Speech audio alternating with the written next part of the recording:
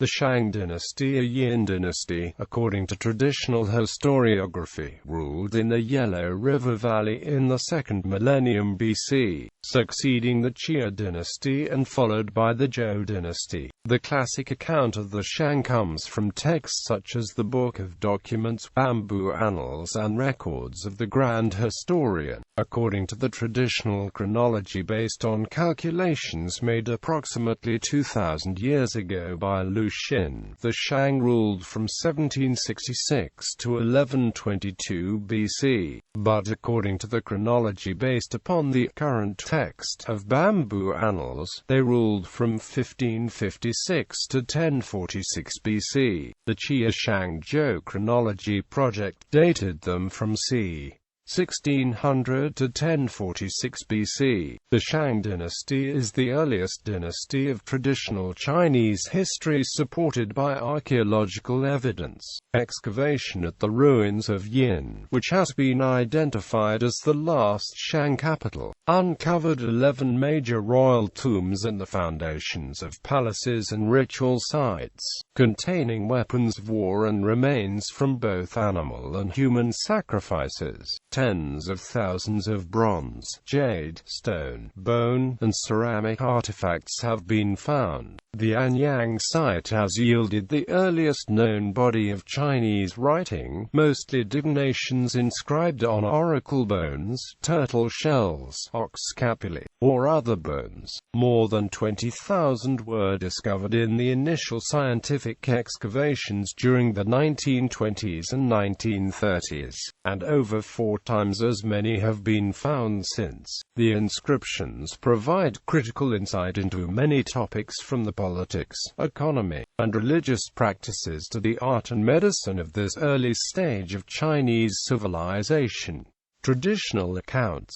Many events concerning the Shang dynasty are mentioned in various Chinese classics, including the Book of Documents, the Mencius and the Zhao Juan. Working from all the available documents, the Han dynasty historian Sima Qian assembled a sequential account of the Shang dynasty as part of his records of the Grand Historian. His history describes some events in detail, while in other cases only the name of a king is given. A closely related, but slightly different, account is given by the Bamboo Annals. The Annals were interred in 296 BC, but the text has a complex history and the authenticity of the surviving versions is controversial. The name Yin is used by Sima Qian for the dynasty, and in the current text version of the Bamboo Annals for both the dynasty and its final capital. It has been a popular name for the Shang throughout history. Since the records of emperors and kings by Hu Wangfu-mi, it has often been used specifically to describe the later half of the Shang dynasty. In Japan and Korea, the Shang are still referred to almost exclusively as the Yin dynasty. However, it seems to have been a Zhou name for the earlier dynasty. The word does not appear in the oracle bones, which refer to the state as Shang, and the capital as Dai Shang. It also does not appear in securely dated Western Zhou bronze inscriptions.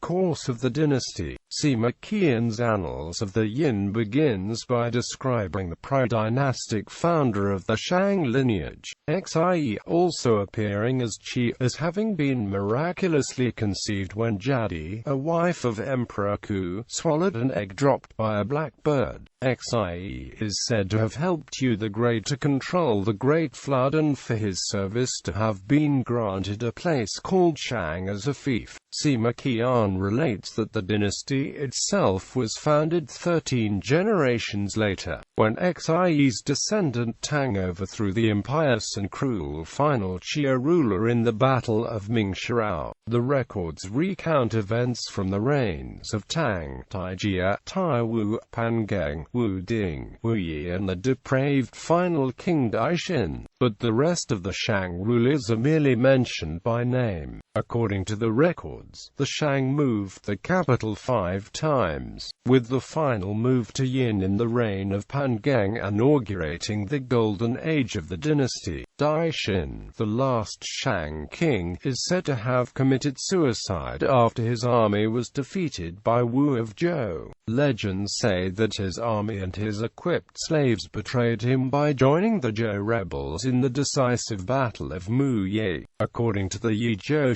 Mencius, the battle was very bloody. The classic Ming-era novel Feng Shenyan retells the story of the war between Shang and Zhou as a conflict where rival factions of gods supported different sides in the war. After the Shang were defeated, King Wu allowed Daixin's son Wu Gang to rule the Shang as a vassal kingdom. However, Zhou Wu sent 3 of his brothers and an army to ensure that Wu Gang would not rebel. After Zhou Wu's death, the Shang joined the rebellion of the 3 gods against the Duke of Zhou, but the rebellion collapsed after 3 years, leaving Zhou in control of Shang territory. Early Bronze Age archaeology. Before the 20th century, the Zhou dynasty was the earliest Chinese dynasty that could be verified from its own records. However, during the Song dynasty, antiquarians collected bronze ritual vessels attributed to the Shang era, some of which bore inscriptions. These types of early inscriptions were later traced to the Yingkou site in the Yellow River Valley. Yellow River Valley. There are several important Shang sites in the Yellow River Valley. Yingkou site. In 1899, it was found that Chinese pharmacists were selling dragon bones marked with curious and archaic characters. These were finally traced back in 1928 to a site near Anyang, north of the Yellow River in modern Henan province, where the Academia Sinica undertook archaeological excavation until the Japanese invasion in 1937. Archaeologists focused on the Yellow River Valley in Henan as the most likely site of the states described in the traditional histories. Huwaibei site. The remains of a walled city of about 470 hectares were discovered in 1999 across the Wan River from the well-explored Yingkou site. The city, now known as Huwaibei, was apparently occupied for less than a century and destroyed shortly before the construction of the Yingkou complex. Zhengzhou Shang City. After 1950, the remnants of the earlier walled settlement of Shang City were discovered near Zhengzhou. It has been determined that the earth walls at Zhengzhou, erected in the 15th century BC, would have been 20 meters wide at the base, rising to a height of 8 meters, and formed a roughly rectangular wall 7 kilometers around the ancient city. The rammed earth construction of these walls was an inherited tradition, since much older fortifications of this type have been found at Chinese Neolithic sites of the Longshan culture. Jianxi. There are 2 important archaeological sites near the modern city of Jianxi: Erlito site and Yanxi Shang City. Jianxi lies on the Luo River, which is a tributary of the Yellow River. In 1959, the site of the Erlito culture was found in Yanxi, south of the Yellow River near Luoyang. Radiocarbon dating suggests that the Erlito culture flourished California. 2100 BC to 1800 BC. They built large palaces, suggesting the existence of an organized state. In 1983, Jianxi Shang City was discovered 6 kilometers northeast of the Erlito site in Yanxi's Shizhangu Township. This was a large walled city dating from 1600 BC. It had an area of nearly 200 hectares and featured pottery characteristic of the Erlangang culture. Panlong-Chang site. The Panlong-Chang site in the middle Yangtze Valley was an important regional center of the early Gang culture. Background: Chinese historians living in later periods were accustomed to the notion of one dynasty succeeding another, and readily identified the early Gang and Erlito sites with the early Shang and Xia dynasty of traditional histories. The actual political situation in early China may have been more complicated, with the Xia and Shang being political entities that existed concurrently, just as the early Zhou, who were established the successor state of the Shang, are known to have existed at the same time as the Shang. It has also been suggested the Xia legend originated during the Shang dynasty, the Shang having a myth of a people preceding them who were their inverse. Related and contemporary sites: the early Gang culture represented by the Yellow River sites is found across a wide area of China, even as far northeast as the area of modern Beijing, where at least one burial in this region during this period contained both early Gang-style bronzes and local-style gold jewelry. The discovery of a Chenghu-style GE dagger axe at Shaonan demonstrates that even at this early stage of Chinese history, there were some ties between the distant areas of North China. Accidental finds elsewhere in China have revealed advanced civilizations contemporaneous with but culturally unlike the settlement at Anyang, such as the walled city of Sanqingdui in Sichuan. Western scholars are hesitant to designate such settlements as belonging to the Shang dynasty. Also, unlike the Shang, there is no known evidence that the Sanqingdui culture had a system of writing. In contrast, the earliest layers of the Wusheng site predating Anyang have yielded pottery fragments containing short sequences of symbols, suggesting that they may be a form of writing quite different in form from oracle bone characters, but the sample is too small for decipherment. Late Shang at Anyang. The oldest extant direct records date from around 1200 BC at Anyang, covering the reigns of the last 9 Shang kings. The Shang had a fully developed system of writing, preserved on bronze inscriptions and a small number of other writings on pottery, jade and other stones, horn, etc., but most prolifically on oracle bones.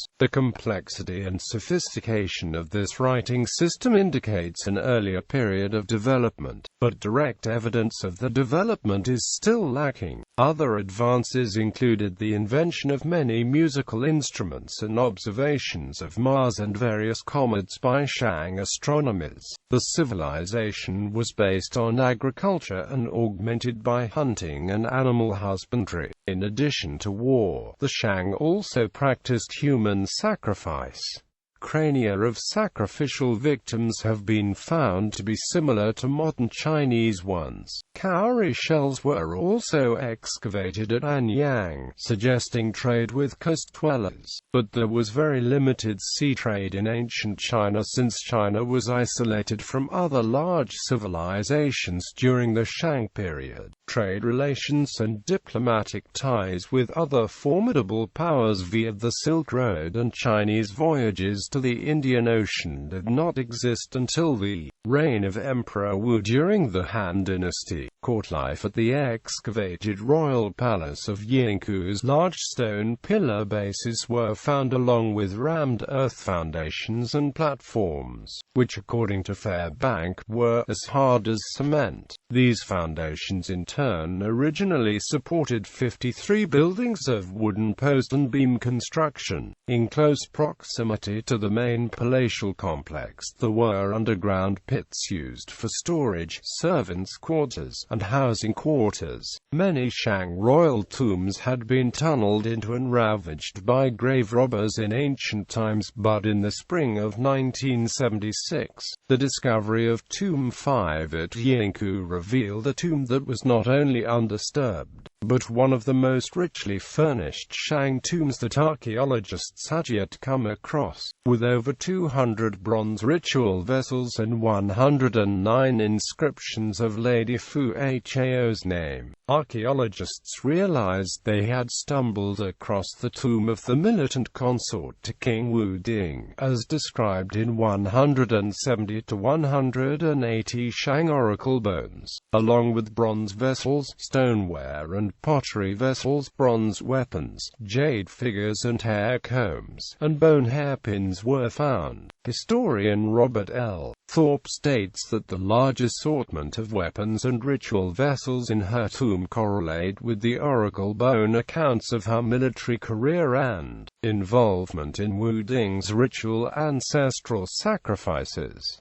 The capital was the center of court life. Over time, court rituals to appease spirits developed, and in addition to his secular duties, the king would serve as the head of the ancestor worship cult. Often, the king would even perform oracle bone divinations himself, especially near the end of the dynasty. Evidence from excavations of the royal tombs indicates that royalty were buried with articles of value, presumably for use in the afterlife.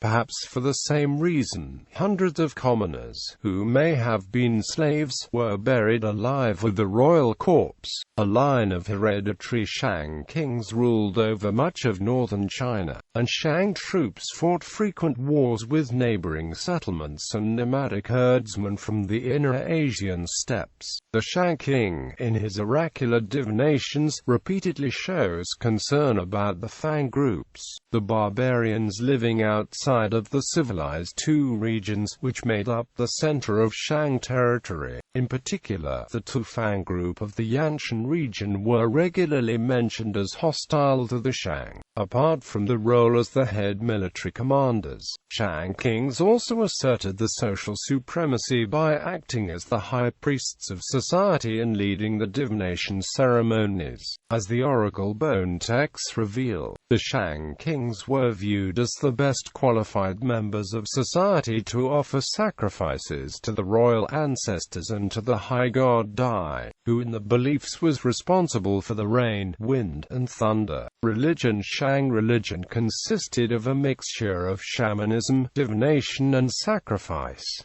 There were 6 main recipients of sacrifice: Dai, the high god; nature powers like the sun and mountain powers; former lords, deceased humans who had been added to the dynastic pantheon; pre-dynastic ancestors, dynastic ancestors, and dynastic ancestress such as the concubines of a past emperor. The Shang rulers subscribed to the notion that these ancestors held power over them and performed rituals to ascertain their intentions. One of the most common rituals was divination, which often was performed to determine whether ancestors desired specific sacrifices or rituals. Divination involved cracking a turtle carapace or ox scapula to answer a question, and to then record the response to that question on the bone itself. It is unknown what criteria the diviners used to determine the response, but it is believed to be the sounder pattern of the cracks on the bone. The Shang also seem to have believed in an afterlife, as evidenced by the elaborate burial tombs built for deceased rulers. Often, carriages, utensils, sacrificial vessels, weapons would be included in the tomb. A king's burial involved the burial of up to several hundred humans and horses as well to accompany the king into the afterlife, in some cases even numbering 400. Finally, tombs included ornaments such as jade, which the Shang may have believed to protect against decay or confer immortality. The degree to which shamanism was a central aspect of Shang religion is a subject of debate. The Shang religion was highly bureaucratic and meticulously ordered. Oracle bones contained descriptions of the date, ritual, person, ancestor, and questions associated with the divination. Tombs displayed highly ordered arrangements of bones, with groups of skeletons laid out facing the same direction. Bronze working. Chinese bronze casting and pottery advanced during the Shang dynasty, with bronze typically being used for ritually significant significant, rather than primarily utilitarian items.